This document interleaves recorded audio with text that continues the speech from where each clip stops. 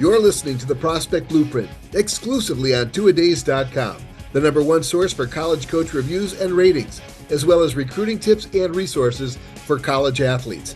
Have a coach you'd like to leave a review for or research before you make an expensive decision? Only at twoadays.com.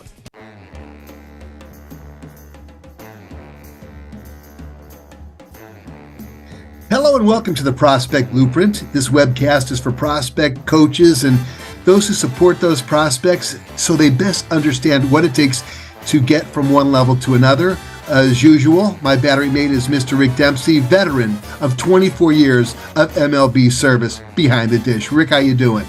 I'm doing good, but waiting for this interview. It's going to be a good one. I know it will be. Well, here's the big intro. And believe me, I could go on for 10 minutes about Coach Currier. Well, you know, it's Coach Bill Currier, the Fairfield Stags Fairfield University in beautiful Fairfield, Connecticut. It's a beautiful campus, by the way, and it looks phenomenal from at least Google Earth. It looks like you had a huge upgrade on the fields. It's pastoral, and we're going to find out a little bit more about it. Coach Currier has that team on all cylinders, all 8 of them, coming off of a 37-win season, finishing at the top of the Metro Atlantic Athletic Conference, and another appearance in the regionals. He's turned a weak program into a phenomenal program, and one of the best ones in that part of the country. Recently ranked as high as number 25 in the country. Imagine if he had some California kids on that roster. I kid. He's a hell of a coach, and we're going to find out more about him right now. By the way, shout out to Rob Lopinto for the tip on interviewing Coach Currier. We're certainly glad to have you on. Rick, take a swing. Yeah, Bill, congratulations on another great season, man. I don't know how you got your program to the level that it is right now, but you're going to have to give up some of your secrets before you get off this interview. But I'll tell you what, I love interviewing coaches like yourself because you guys have more passion for the game than any of those managers at the major league level anymore. I mean, maybe not all of them, but I'll tell you guys are a lot more fun to interview than those guys are because it's pretty regimented on their behalf. They're afraid of what they might say, so they're very guarded. But anyway, tell me how you turned this program around so fast and got into that win column. Everybody now is expecting you to win. Well, guys, thanks first for having me on. This is a great privilege, and always talking to West Coast guys where, yes, Kelly, we would like to get California kids to come to the East to play baseball. They all can't play at Stanford and UCLA, right? True.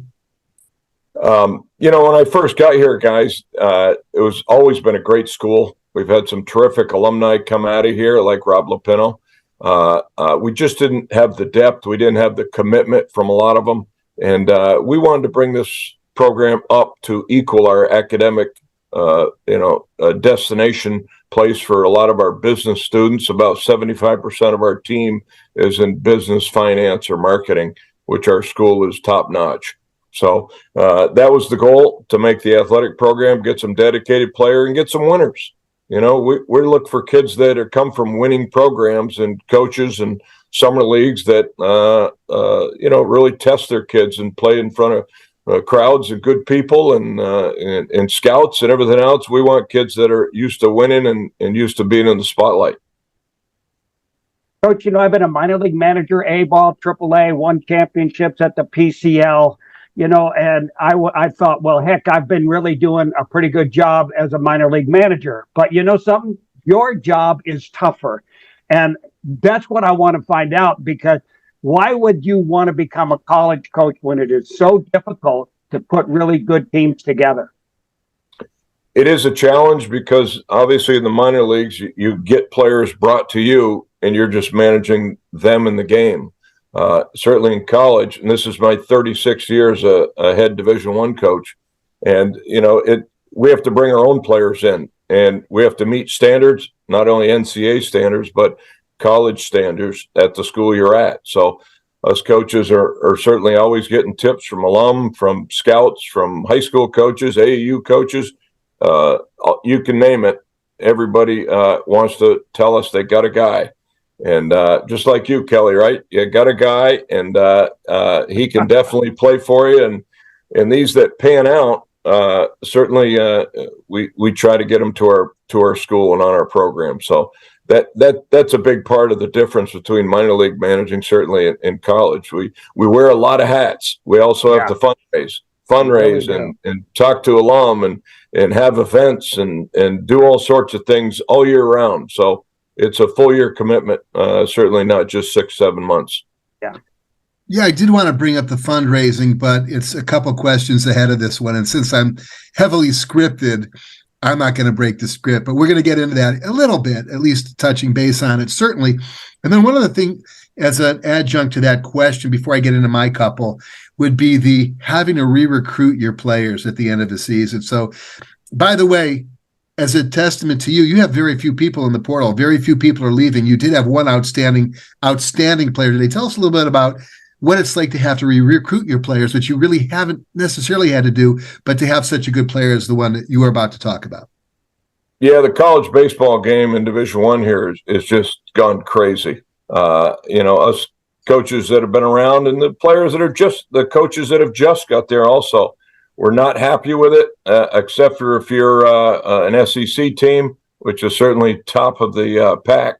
But having kids that have great years, and the NCAA now allows them to transfer one time, anytime they want once within their first 4 years. So, and this was the last year of the COVID class that were freshmen in 2020. So after this year, they can still go any place they want after a year. So it's very difficult because you recruit a kid, you give them opportunity, you teach them the game. You just stick with them and stay loyal to them. And then the kid could take off anytime he wanted after that first year. So it's a little difficult to fathom that because, years ago, just a few years ago, it was one illegal. NIL money wasn't there. And it was illegal for any alum or any booster of the program to give a kid money for playing amateur baseball. So now that's being attractable for these kids coming out of the medium level Division I like us, and these bigger programs. They have a great year, like this Pagliarini kid you're talking about, our third baseman Charlie Pagliarini. I mean, he had 24 home runs, he had 97 RBIs in 55 games. I mean, the kid had a phenomenal year, and the kid is certainly on the portal, and he's probably looking to go to an SEC team or drafted. So we're certainly going to lose him. We had a couple others go on the portal also. But this is really the first year we've had kids go on the portal, and it's because they played 4 years or 3.5, and now they're looking to play a fifth year at another school. Yeah. Well, let's talk about the life of a mid-major baseball coach. What does your day look like in the summertime, other than possibly scouring the portal or your network for a couple missing pieces for the fall time? Yeah, that's exactly right, Kelly. We're looking for freshmen to still come in, but we've lowered the number of freshmen that are coming in because we're picking up probably 2 to 3 transfers coming in, whether it be a junior, senior, or fifth-year kid, just to fill a hole with an older kid that's been there, that's a little more mature and a little more successful, that's proven more successful by the number of innings he's already thrown in Division I or how many at-bats he's already gotten in Division I. So us mid-majors are making that combination a little bit. I think the upper levels, they're getting a lot more transfers. They're getting fifth-year kids, and they're getting them from pretty good levels. So it's changed the landscape big time. I don't think it's in a good way with college baseball, because you never know. You can't build a lot of things. If you get too good of a young kid and he has a great year, he could leave after a year, and then you're back to recruiting again. And it's certainly tougher for the mid-majors to get a transfer coming in that's legit, had a lot of success, and he's come from another Division I, or we've had a lot of luck with getting Division III kids that are very good Division III players. They want to, try their last year of eligibility at the Division I level. So we've had the combination of transfers and added freshmen to go along with, our success. Yeah, it makes sense. And then, of course, there's the JUCO element, guys who might just have 2 more years left of eligibility, who are less likely to bail by virtue of the portal. Yeah, we're looking for that JUCO kid that, they got to have good grades. We're a very good academic school, so we're looking for JUCO kids always, but they got to have good grades and be able to get into admissions. They'd be coming in their junior year, so they got to be able to slip into a pretty good academic environment. So we haven't had as much success with that, but we would certainly entertain it. Well, my last question of the first round before I hand it over to my cohort over here is about the scheduling of your season. When you create your season schedule, other than weather, what elements do you take into consideration when picking opponents? Yeah, we mainly stayed on the East Coast here, between Florida and Virginia or North Carolina. We want to look for usually it's connections that I might have because I've been around the game so long. I know Kevin Sullivan from Florida, and I know these coaches in the South because I've coached and played in the South here a little bit. So I think it's important to go somewhere where we get guarantee money for one, which is usually the bigger schools. So you go down there, and if you knock them off one game or two, if you're lucky, that's a real feather in the Northeast team's hat. So, but we try to mix it with teams that are around our level, and then maybe a level of ACC team or SEC maybe. So we try to mix our schedule a little bit, and and if a Northeast team comes back over 500, that's a pretty darn good start. And then we start playing against the teams that haven't been outside for 2 months. Maybe they've been outside for a few weeks. So we're a little more even common ground there to start the season off when we get back up north. Rickster. Okay, Bill, I just threw my hat in the ring for the LMU coaching job because I knew I probably wasn't going to get it because I'm certainly not qualified. I don't have a degree in college. So, number one, you're out of there. But I want to know what it was like. I wanted to get that feeling. What you have to say to these prospects and these kids that are outside your recruiting area and try to convince them, like from schools like Florida, Texas, and California, to commit to your program. Yeah, Rick, what has happened, which is a unique case we've had, is our first baseman's from Tempe, Arizona. He was watching us in 2001 when we were, having a great run in the regional. We beat Arizona State at the Texas Regional, and then we went to the finals of the regional against Texas. He was cheering for us, watching us. We had that 28-game straight win streak to go 28-0 to start the season, and he started following us. And all of a sudden, after the season, he gives us a call and says, "Hey, my dad's from Boston, and I'm coming there, and I wondered if you could come see me at a workout." And we obliged him, went to the workout, and the kid, pretty good player, big kid, and he ended up being our first baseman the last 2 years.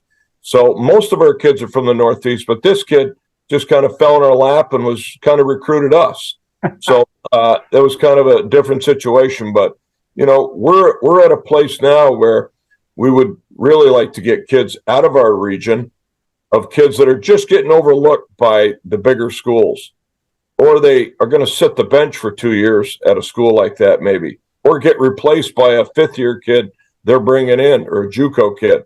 So to come here and to play as a freshman and to make an impact as a freshman and to get looked at by scouts, because you don't get looked at when you're on the bench. Yeah. To get an opportunity to get looked at and things. So right from the onset, your freshman year is a great opportunity. So that's what could be a different of a kid coming to our program rather than a kid maybe sitting the bench for an NC State or Clemson or somebody like this, or a bigger school in Division I out west. Well, Bill, you have all the assets that you really need to attract somebody from the West. Your campus is beautiful. And your summer camp is so nice, and you probably use that as part of a strategic move to get those kids there to see what you have up in your area, that it is really attractive to them. We do. We have team camps. We have prospect camps like a lot of schools. So it gets the kids on campus. The whole staff is there. They get to know us, which is important. And I'm not going anywhere. I've been around long enough where the time I'm going to still coach is I'm not going to jump from school to school. So that's a big thing now because coaches are jumping. You're not playing for the coach you were recruited by, and assistants are jumping and head coaches are jumping. I'm not going anywhere. I'm going to fulfill my years of coaching right here at Fairfield. We're riding. We've won this conference 5 out of 7 years. And we've had a lot of success, and we built up a nice infrastructure of success. So that's a good thing. And parents feel good about that. I end up telling parents, because I had 3 boys myself. I said, look, I don't want to talk to a coach that's not going to be there when my kid gets there in 2 years. I want to have some stability and some feeling of loyalty that I'm going to play for this guy that I like. So that's what we can promise kids now. And it's a good situation, and we've had a good string of fortunate success. Yeah. Well, great answer. The process of recruiting, obviously summer camps, it's a great opportunity for the players to get familiar with your confines and for you to spot some pretty good talent, both for the, in the near future and for the future. Maybe a little bit more of a long term. Maybe you see a freshman in high school who comes in, hey, this guy looks pretty good. Let's keep an eye on him and let's stay close to him.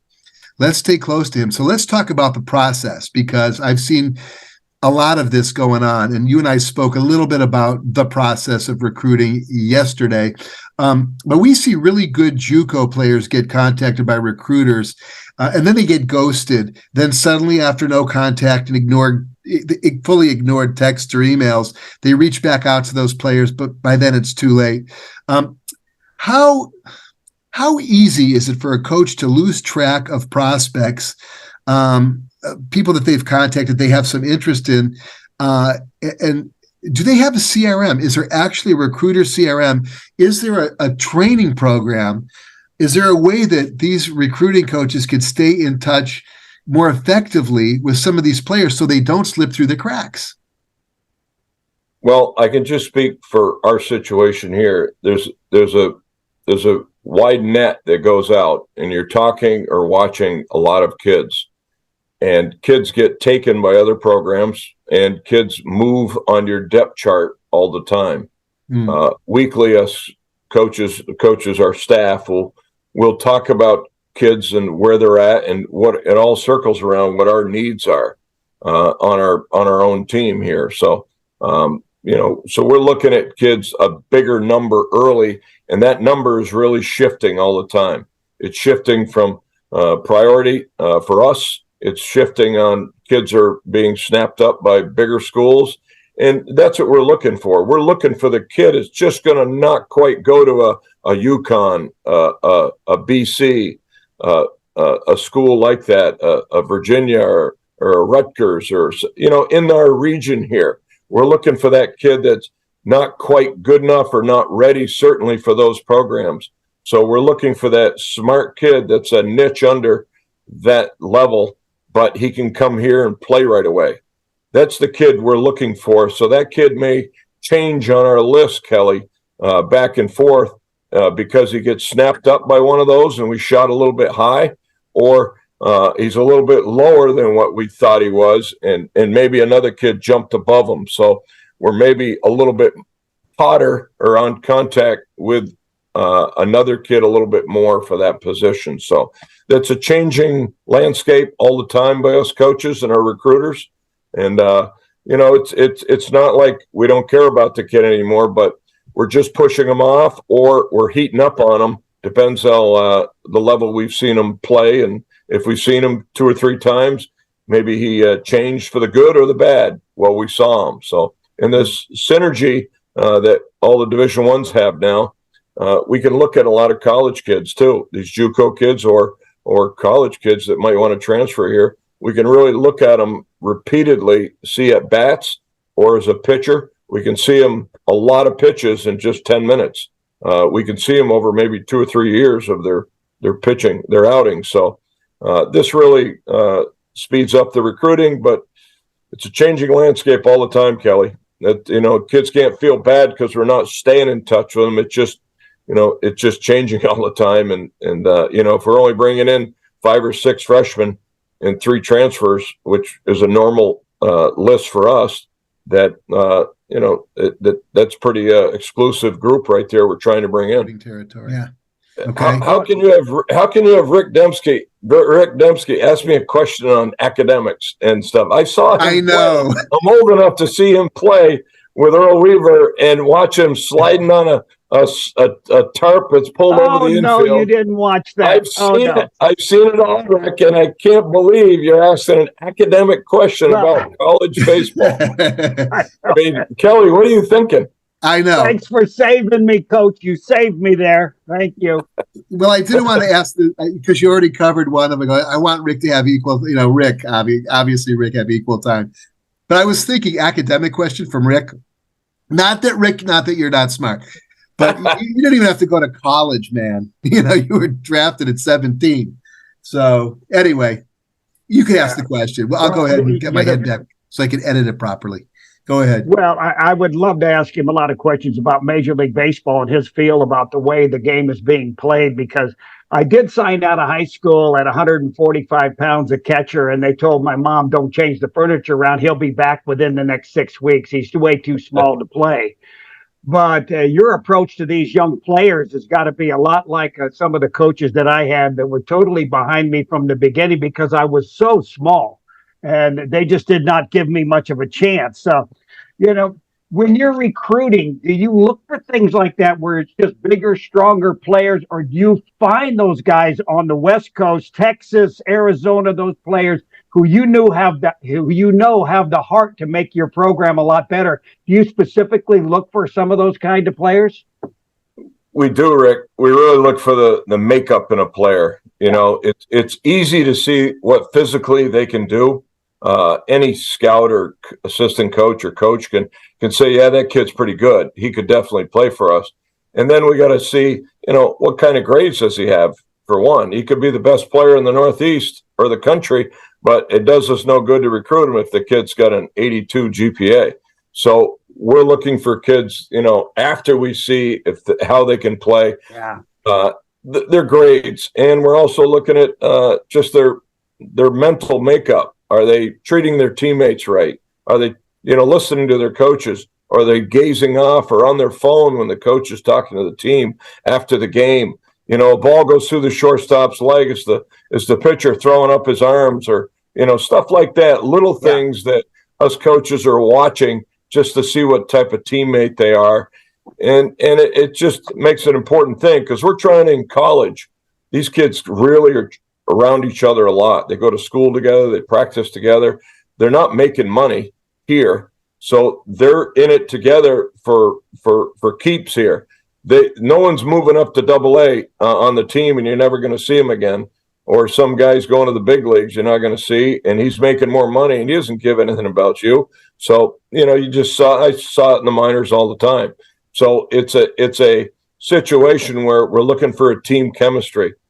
Also, it's huge on projection. Recruiting is getting younger and younger with the age group in high school. All these bigger schools are getting freshman commitments and sophomore commitments. They're not getting the junior and the senior anymore. When we started, they're getting the young kid. So they're way ahead of us still a little bit, getting a freshman commit. We won't get more than 1 or 2, maybe a sophomore at the end of his year commitment. Usually it's a junior for us. So we're projecting kids like yourself, these tall, skinny pitchers that in 2 years or 3 years, when we get them, they're going to be 6'2" and 175 pounds. And they're going to be throwing 88 to 90. And they're only throwing 85 with a, you're afraid they're going to break their arm when they throw it, because they're like a twig. But you're projecting the kid, 2 to 3 years ahead. So that's what it is really in college, is projecting and really having an eye for a kid that might not be ready that year or the next year, but the third year when he arrives on campus, he's going to be pretty good. Yeah. Go ahead, Rick. Yeah, you go ahead, Cal. You got a couple questions you always want to ask him, which is cool. Well, that's true. But I think this is the part of the interview that I like the best, because it's called word association. And by the way, before we get into word association, you're right about the development. There was a kid, my boys were recruited by Santa Clara University, and one of the kids that was in their class was Skylar Hales. He was probably 6'4", 185. Now he's 6'4", 220, throws 97. And I do believe he's probably going to get drafted. So, sometimes, projection is a good thing. Sometimes, it's always swing and miss. But I get it with the tall guys who show some pop to begin with. Looks like you were going to say something. Bill, you ready? No, I'm listening to you intently, okay, Kelly. This is word association time. I can always edit out these pregnant pauses. This is what I love. Okay, so let's go with it. Okay, word association. I say something and you respond with as few words as possible, and this is usually always entertaining. Facial hair on a player. Controllable. Okay. Is there a need for recruiters to be coached on how to recruit? Absolutely. Players with big social media following. Extra noise. Players with wealthy parents. Especially if they're helicopter parents, I try to stay away from them. Okay. Panic level in the 5th year of a contract. Oh, geez. Panic level in a 5th year. 1 to 10. And your team is at slightly below 500. Not that you've had that.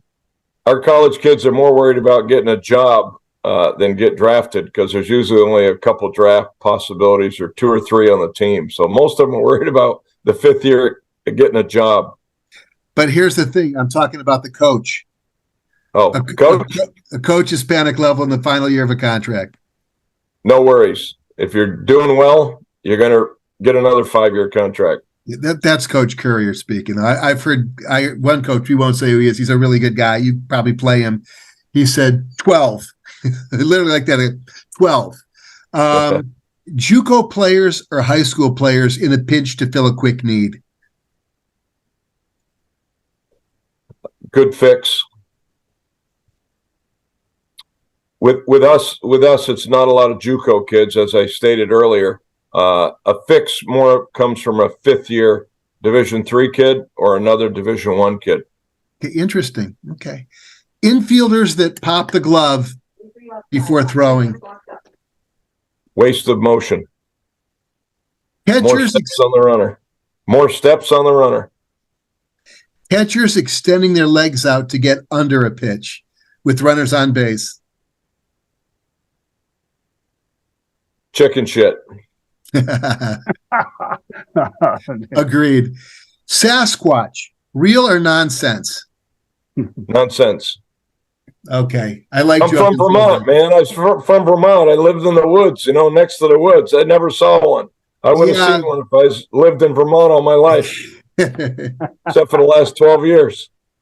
Hey, Rick, do you have any other final words for Coach? No, I hope I get an opportunity sometime, Coach, to meet you, and it would just please me to death to be able to come up and see a couple of games at your school. I'm anxious to see what's going on with all of that stuff up there. So, beautiful ballpark, a great coach, and it's always nice to see somebody who's changed the program around.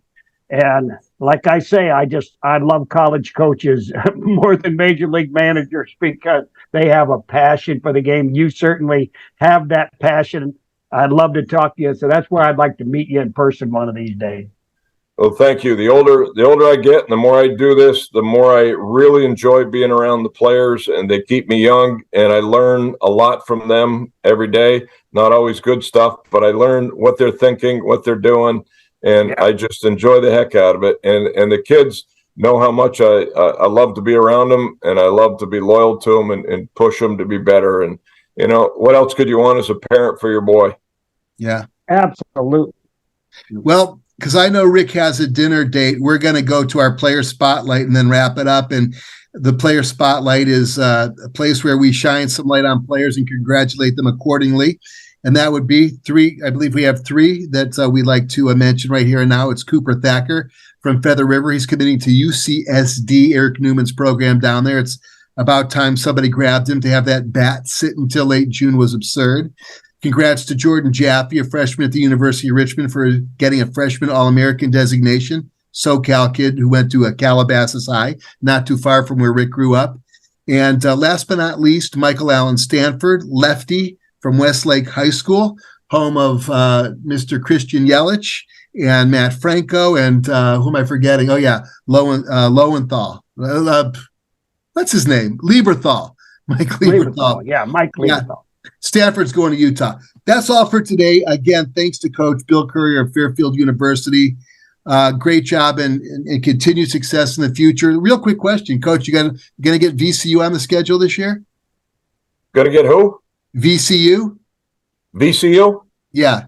We played my buddy Bradley LaCroix 3 times last year, actually, VCU. We opened up in a tournament down at Coastal Carolina, and he was there. So he's gonna have a new catcher shortstop. All right. Yeah, you could mention my kid Casey. So right. We'll see how that goes, but we're looking forward to it. That's it for today, folks. Again, thanks to Coach Currier and Rick Dempsey. Follow us, retweet us, like, and comment. We are the Prospect Blueprint. Thanks for watching. One other thing real quick, twoadays.com is where our website is the website in which we are hosted, and that is the only website that you can go to actually review a coach, give a testimonial, give them props, or we'll just give them a grade from 1 to 5, and that would be twoadays.com. It's the only place for that kind of resource. Have a great day. Don't strike out. Thanks, gentlemen. Thank you, Bill. Have a good dinner, Rick. Thank you, sir. I'll be up there to see you one of these days.